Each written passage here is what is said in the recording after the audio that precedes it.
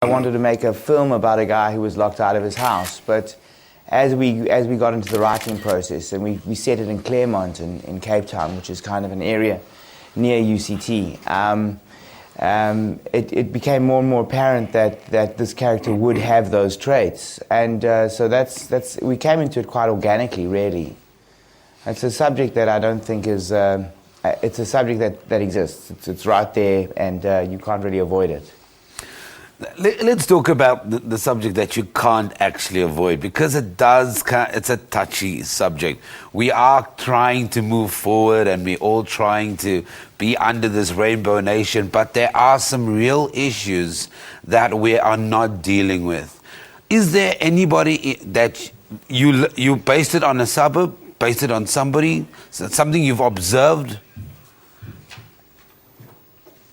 Well, you know, the title character, Sebastian, is played by Anton Taylor, I don't know if you're aware of Anton Taylor. He's a bit of a YouTube star, and he's in a show called Josie Shaw, in which he kind of plays a stereotypical kind of jock, which is why I chose Anton specifically because he has that YouTube following. And Anton in real life is obviously not a stereotypical jock, but for me, it was, you know, I wanted to explore that stereotype, that jock stereotype, and I said no. so Get the fuck out of my way. yeah, I mean, that character's everywhere. I mean, I'm sure like every human being on their own has a nuance, but in Cape Town you can't really avoid the butt, you know, and. Especially around, you know, the events of Rhodes Must Fall, that voice kind of rose to the fore, complaining about why must the statue come down and things like that. So, in a way, I feel that the film, you know, kind of captured him before he really started having his public voice, you know. You're forcing a dialogue here. And in many ways, where would you, if you could orchestrate that dialogue, where would you like that dialogue to go, or what would you like that dialogue to reflect on? Well, you know, I mean, you know, in terms of the larger dialogue, it's you know, I mean, I'm quite comfortable speaking about this. You know, I feel like speaking about white privilege is just, you know, speaking about whiteness is just adding more noise, you know, more noise to the debate about whiteness, when really white people should be stepping back and listening. The film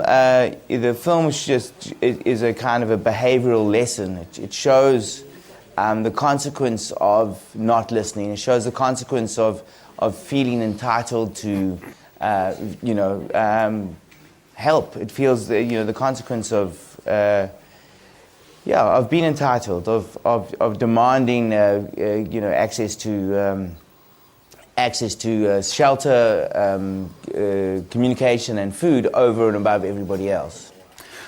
Roger, talk to me about where I'd like it to go is I'd like there to be less kind of white noise, really.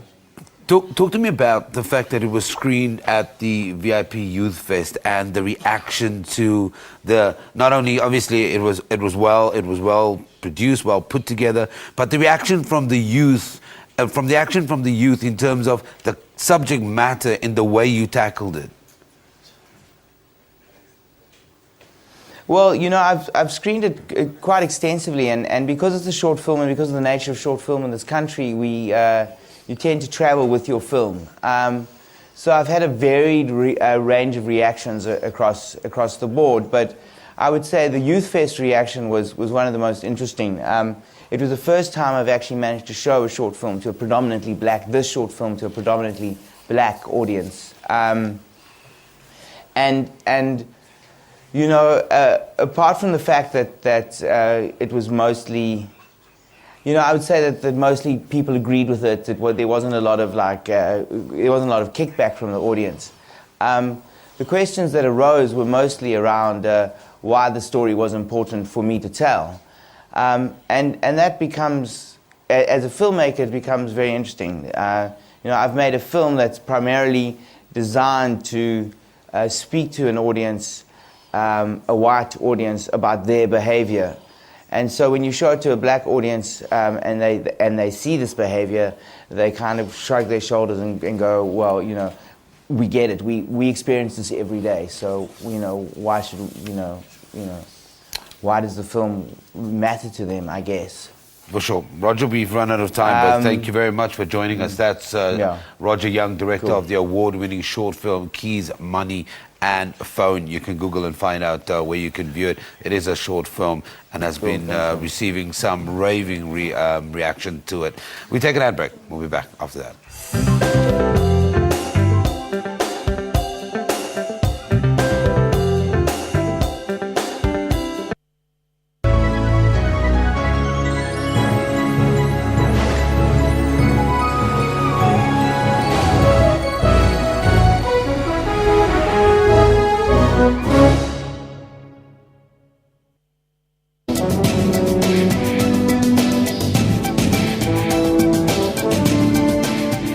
It is important for everyone to know food safety practices and make sure that their food